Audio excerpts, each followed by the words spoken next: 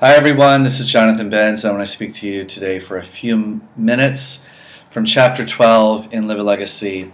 And this chapter is about changing your mind. And I start with an anecdote here, a story that happened really, I guess it's been a little over 10 years now as the backstory. And someone said to me, I guess it was in my late 20s, they said, "How have you at such a young age accomplished so much?" And I thought, well, I'm a bit of an overachiever. In fact, my therapist says, everything you do is about achievement. What do you do just to relax and have fun?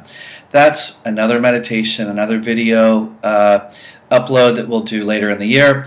But this idea of how do we achieve things, how do we have accomplishments, how do we set goals, how do we endeavor to live by our principles and then to actually do things that hopefully make a difference in the world today. I think a lot of it comes down to changing how we see the world. I know for me, most of my problems or most of my obstacles, for the most part, are up here in my head, and when I believe the lies, when I believe the rumors, when I believe the fear, when I believe the doubt, or when I believe just, sometimes the good intentions of others who say, you shouldn't do this, or you're a little off, or him, he's a little, when I worked in the church world, I was accused a lot. I'm still accused of things, of being too new age, being too this, being too that, whatever.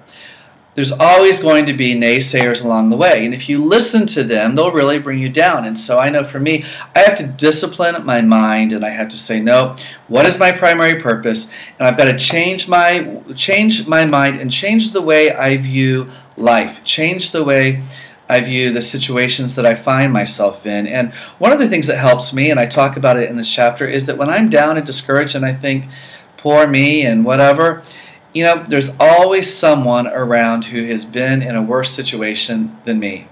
And when I listen to the stories of people who have been down and out and who somehow have come back, that really, really inspires me. There's a lot of power in telling your story, and in my blog, I'm endeavoring to do that. I posted recently, how honest do you want it? Because sometimes, people don't want to know everything. Sometimes, and also we like to believe, I don't know, we liked, gosh, now I'm getting honest with you.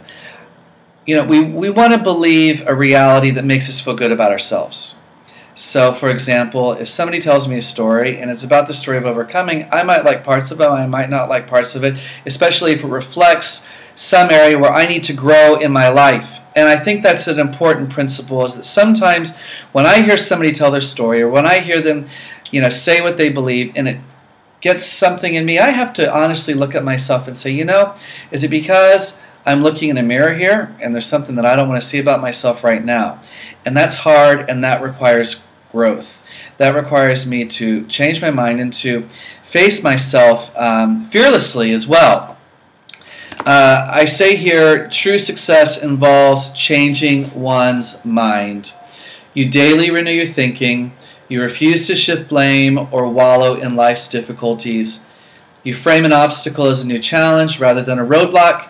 Truly, a positive outlook makes a difference.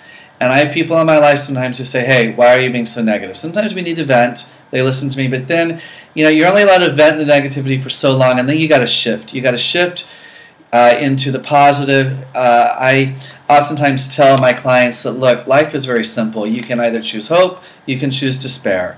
In any situation, we can choose to believe that the best is going to happen, and that somehow in the midst of this mess, things are working out for my highest good. And I want to leave you with that thought today, that whatever you're going through, know that there's this greater plan, there's a greater design. Cooperate with things as they are, change the things you can, and believe the best. A lot of it starts up here. The battle is here. Surround yourself with positive people. Surround yourself with inspiration. Hey, read this book. That's why I'm doing this too. But seriously, find good resources that will help you when you are wallowing. Take a moment, breathe, meditate, count your blessings, practice gratitude. Live your life to the best of your ability, because really all we have is this moment right now anyway. So I want to encourage you today. Thanks for listening, and I'll see you again soon.